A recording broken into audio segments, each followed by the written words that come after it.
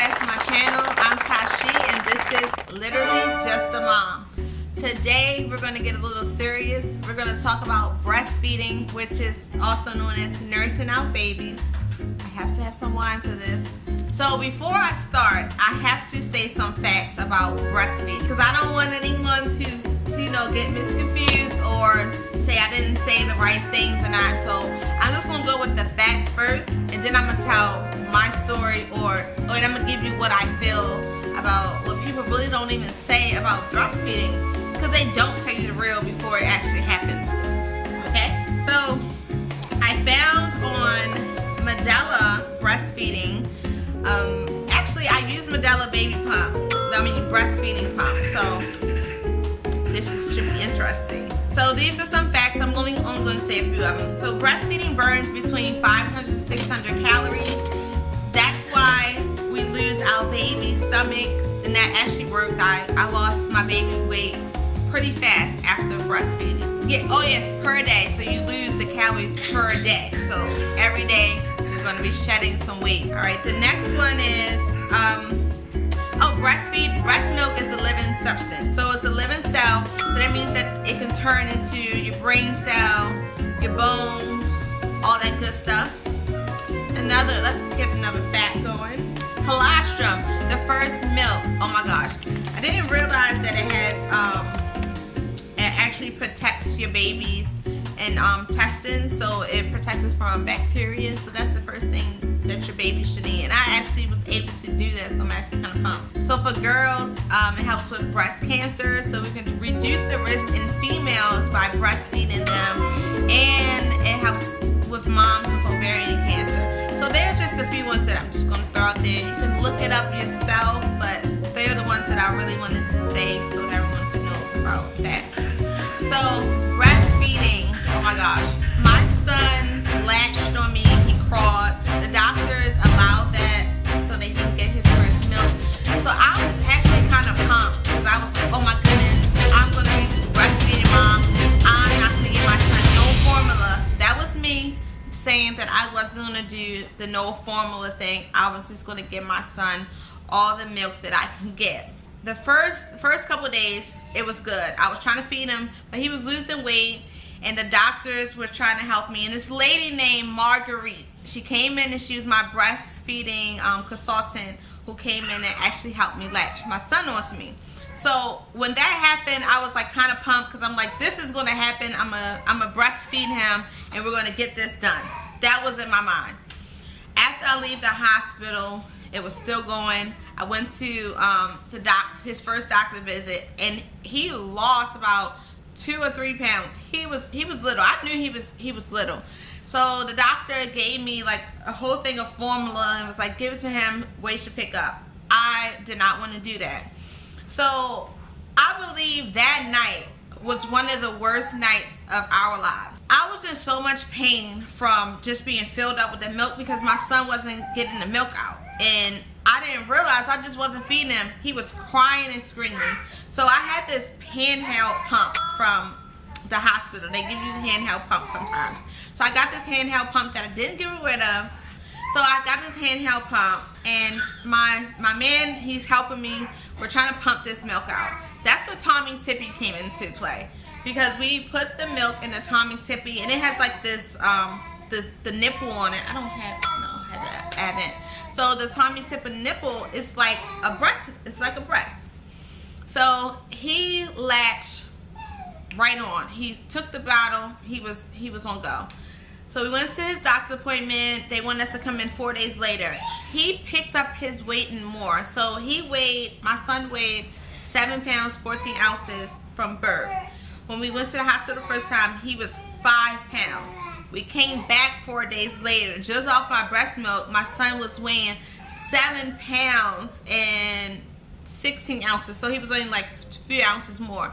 So they were surprised that he picked his weight back up and actually to his birth weight.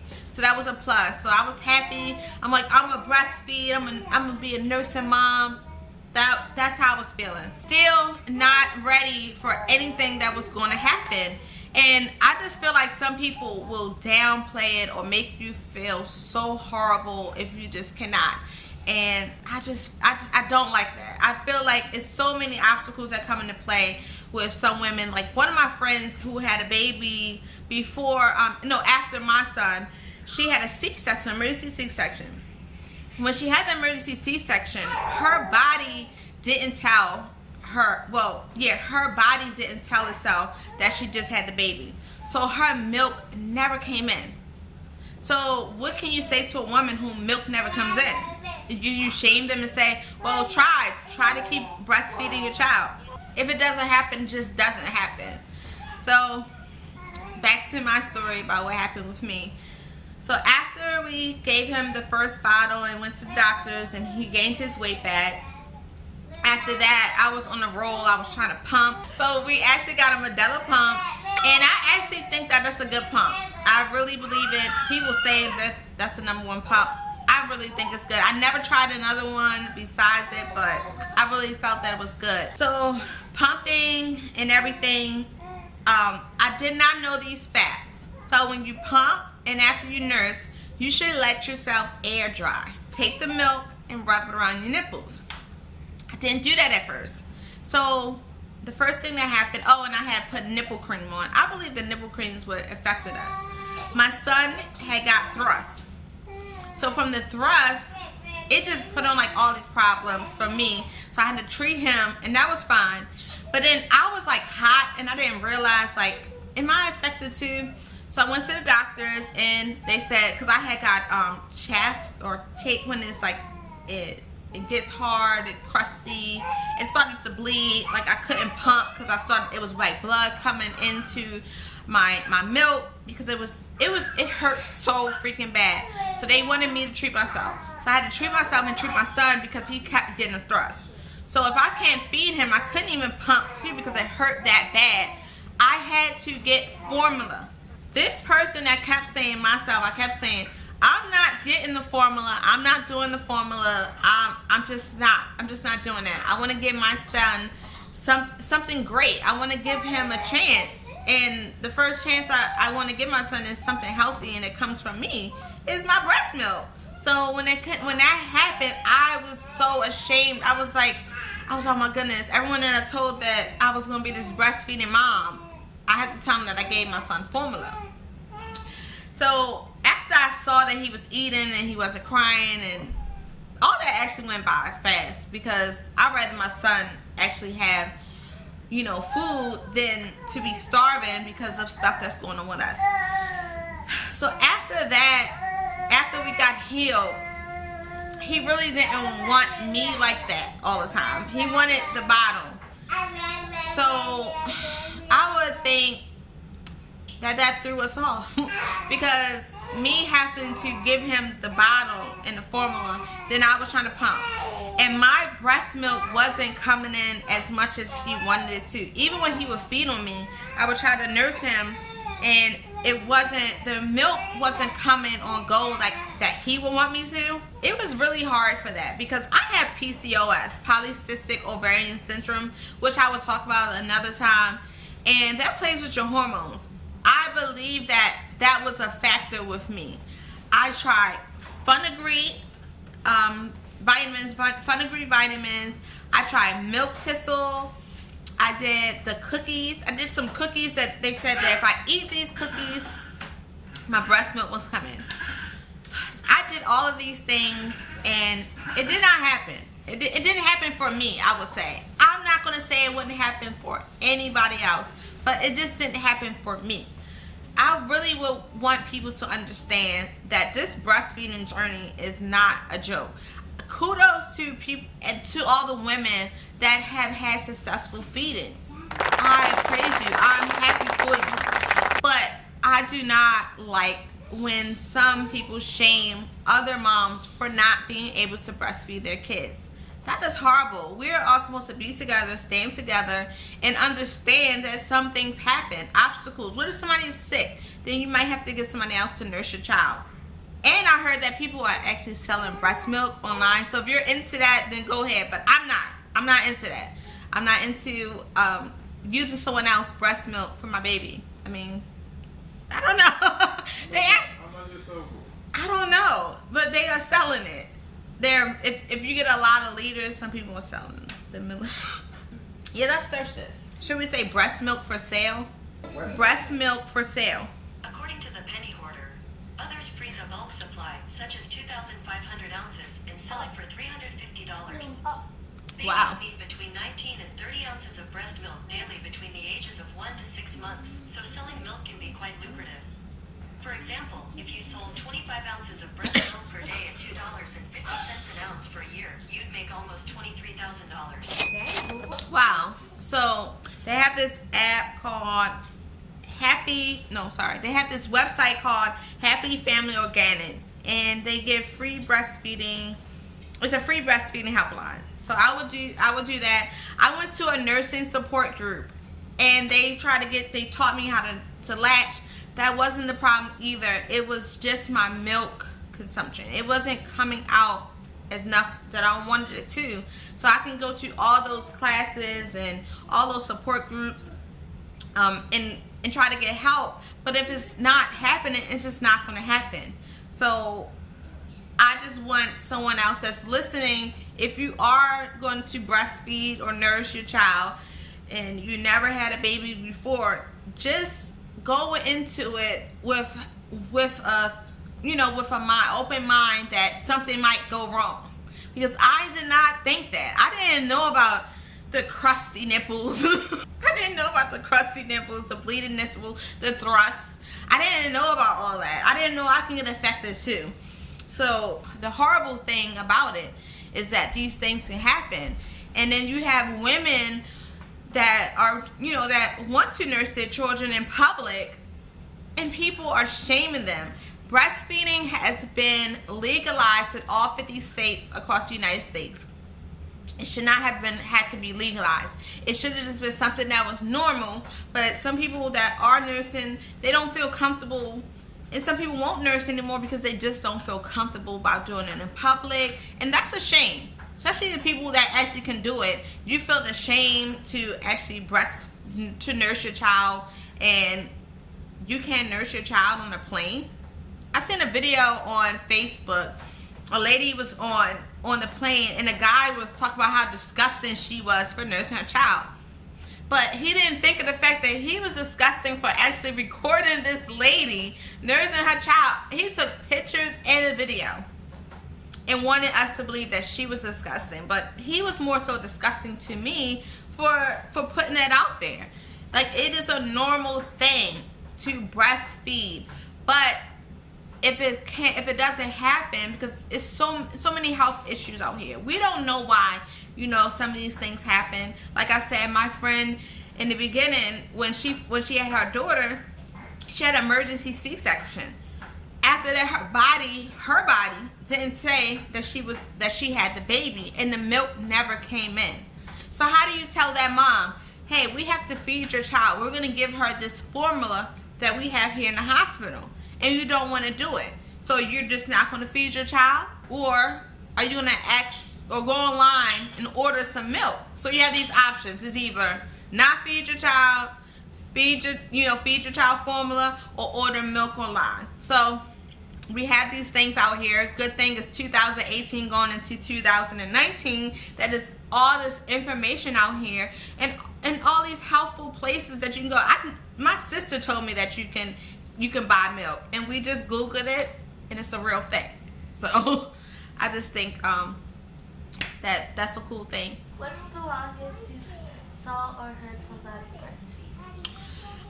The longest person that I seen that was around me breastfeeding was my sister. She breastfed my niece Jordan until Jordan's about 2 or 3. That was a long time for me to see that. And I was about 15. Yeah, I was 15 or 16 when I saw that. So that was pretty cool to see it. And then growing up in like the Muslim community, I saw it, too, a lot. That woman was breastfeeding. So it wasn't something that I wasn't used to seeing. But my sister did a pretty good job with my niece Jordan, and I wanted to do that. I really wanted that to happen. And one of my friends now, it was actually, my baby's cousin. She's nursing her daughter. Her daughter is about 8 or 9 months, and she's been hanging in there. She's doing her thing with that. So I want to give kudos and props to that. I really think that that's a good thing that, that she was able to nurse her baby that long. And I actually, when I told her that I had to stop nursing my son, she was very supportive of it, and she didn't give me any backlash that like some people have. And it just made me feel good that someone that is nursing didn't look at me like, you can't do this, you know, like it's appalled, they're appalled by it. So that was good that I was able to talk to her, and she made me feel good about it. And even my sister, just talking with my sister who nursed her youngest child that long, and then she told me her stories with her other kids, and how her first child she couldn't, and the second child, the third child, and so on. And then I believe too, and people have told me this, that maybe when I have my second child, that it won't be like this. My body might be ready the next time around and say, oh, we want to produce milk. We want to produce more milk. We want to, you know, your body just, it's funny sometimes. It just doesn't want to work all the time, you know. So we just have to be prepared for the worst, I would say. Like, don't go into this like I did, and I was like, I'm never using formula. Never. And then look at me. I'm using formula now. You know, my child is a formula-fed baby. I was grateful that I was able to breastfeed him till he was 3 months. So that was good for me. And he got a cold. His first cold was this week, and it wasn't even that bad. So I'm applauding that. You know, it was because of breastfeeding. You know, that his cold wasn't as severe as some of the kids that I see that you know, do take formula. I do believe that it does help with, you know, keeping them from getting sick, their immune system, you know, getting them infections and stuff. It just helps them out. So breastfeeding is a good thing. The breast milk is a great thing. All right, I just have to say this because this what makes moms get like, oh, you cringe up who can, because there's like the first 6 months is crucial. These are the things that make us feel bad. When you go on to like a Facebook group or just any group I've been on, and I ask questions, my health groups, and I say, hey, I can't produce this much milk. What else? What other option I get? Their other option is breast milk is the best way. Breast milk's this, breast milk's this. And, you know, that's not the truth. So I just want people to stop shaming, you know, stop making us feel bad that it's not happening. On here, it says, breastfeeding should continue for up to 2 years and beyond. So after your child turns 2 years old, you should continue to breastfeed them. I don't think that that's what they're saying. So I think that they want you to probably pump and give them the child, like, instead of giving them cow milk, give them the breast milk. So when he gets to an age that he doesn't need the formula and he starts drinking juice and stuff, I want to give him almond milk. And I think that that's another option besides that. You know, it's a healthy option to give the almond milk. So I'm going to either try to make it, don't quote me on this, so I'm going to try to either make my own almond milk or find a healthier, you know, brand that I can trust to give my son. If anyone knows any brands of almond milk so I can prepare myself for when he starts to drink that, drop them down below. Let me hear it. Let me hear them. Let me know where I should start. If you even know of any formula I can make a healthy option besides, you know, getting Similac or what's the other one called? Enfamil. Instead of getting those, you know, help me out. Tell me what are you guys using. Let me know your breastfeeding stories as well. Everyone's story is not going to be the same, just like your birth story. Every child is different. Everybody's body is different. So I just want people to understand that and, you know, not feel so bad about yourself. And then when someone sees, like, that I told that I was gonna, you know, nurse my child, and they see me, you know, pulling the formula, getting everything ready, like, excuse me, I thought you said you wasn't. And they should have done that to me, because I was so adamant about me not using formula. So I just want, you know, you guys to be prepared with this. And let's stop shaming women who cannot breastfeed. Like, let's stop that. Stop it all. Stop. They're going to always shame you. They'll shame you for not having a child. They'll shame you if you can't get pregnant. They'll shame you for anything. How you feed your child, to feed them with jar food, you make your child food at home, if you use natural Pampers, if you don't use natural Pampers. People will always have something to say about how you raise your child. But just listen and say okay, and just keep it moving. Don't be so sensitive, because everybody has their own opinions, and just move how you want to move. And again, drop your stories below, and have a good day, you guys. Don't forget to like, comment, and subscribe below. Hit the bell button, ding ding ding, and to get notified for my latest videos. I hope you guys enjoyed this, and good night.